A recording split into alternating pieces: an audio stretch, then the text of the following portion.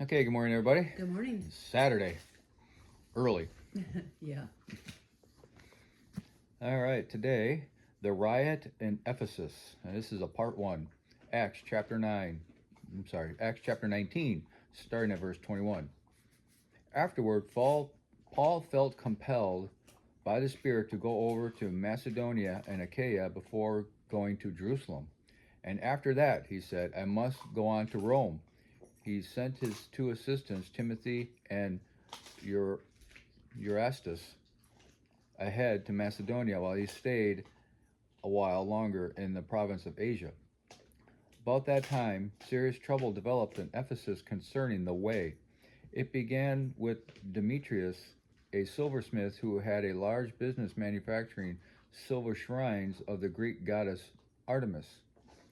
He kept many craftsmen busy. He called them together along with others employed in similar trades and addressed them as follows. Gentlemen, you know that our wealth comes from this business. But as you have seen and heard, this man Paul has persuaded many people that handmade gods aren't really gods at all. And he's done this not only here in Ephesus, but throughout the entire province. Of course, I'm not just talking about the loss of public respect for our business. I'm also concerned that the temple of the great goddess Artemis will lose its influence, and that Artemis, this magnificent goddess worshipped throughout the province of Asia and all around the world, will be robbed of her great prestige. At this, their anger boiled, and they began shouting, Great is Artemis of the Ephesians. Soon the whole city was filled with confusion. Everyone rushed to the amphitheater, dragging along Gaius and Aristarchus, who were Paul's traveling companions from Macedonia. Paul went to go in too, but the believers wouldn't let him. Some of the officials of the province, friends of Paul, who sent a message to him, begging him not to risk his life by entering the amphitheater. Not a commentary for that part. Why did Paul say he had to go to Rome? Wherever he went, he could see Rome's influence. He wanted to take the message of Christ to the world's center of influence and power. Paul later wrote letters to Timothy, the books of 1st and 2nd Timothy. Erastus was a committed follower of Christ who was not only Paul's helpful assistant, but also Corinth's city treasurer. See Romans chapter 16, verse 23. The way refers to who followed the way of Christ, the Christians. Artemis was a goddess of fertility. She was represented by a carved female figure with many breasts. A large statue of Artemis, which is said to have come from heaven, Acts chapter 19, verse 35, was in the great temple at Ephesus. That temple was one of the wonders of the ancient world. The festival of Artemis involved wild orgies and carousing. Obviously, the religious and commercial life of Ephesus reflected the city's worship of this pagan deity. When Paul preached in Ephesus, Demetrius and his fellow craftsmen did not quarrel with his doctrine. Their anger boiled because his preaching threatened their profits. They made silver shrines of the Ephesian goddess Artemis. The craftsmen knew that if people started believing in God and discarding the idols, their livelihood would suffer.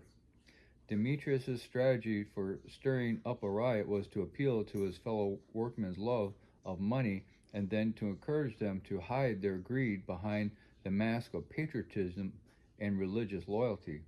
The rioters couldn't see the selfish motives of their rioting. Instead, they saw themselves as heroes for the sake of their land and beliefs. Paul sought others to help him in his work. On this occasion, his traveling companions were Aristarchus, who would accompany him on other journeys. See Acts chapter 20, verse 3 and 4, and chapter 27, verse 1 and 2. And Gaius, probably not the same Gaius mentioned in Romans 16:23 and 1 Corinthians chapter 1, verse 14. Paul wanted to go to the amphitheater to defend his companions, but the other believers wouldn't let him go, fearing for his safety. The officials who begged him not to risk his life were government officials responsible for the religious and political order of the region. Paul's message had reached all levels of society, crossing all social barriers and giving Paul friends in high places. Artemis. It's kind of odd we say that today. Artemis just splashed down yesterday. That was the rocket that went around the moon. Yeah. It's weird how they always pick these pagan gods as names for their big projects. Yeah, it is. Things that make you go, Yeah. But yeah.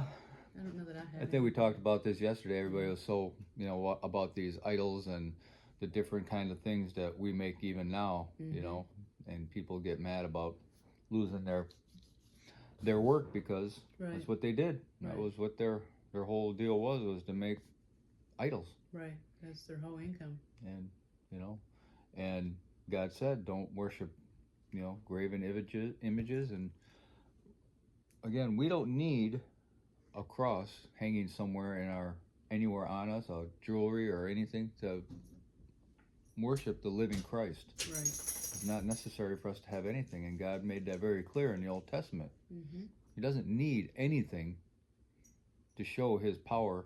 He has the whole world that he made, the whole universe that he made to show his glory, to show who he is and what he's all about. Right. So we don't need to come up with some weird little anything, carved or whatever. Right. Because he made it. Right.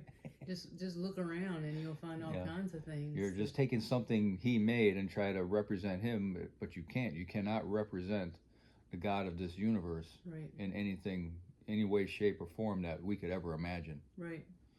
His glory is way beyond that. We're just insulting him by doing that, really. Yeah, really we are.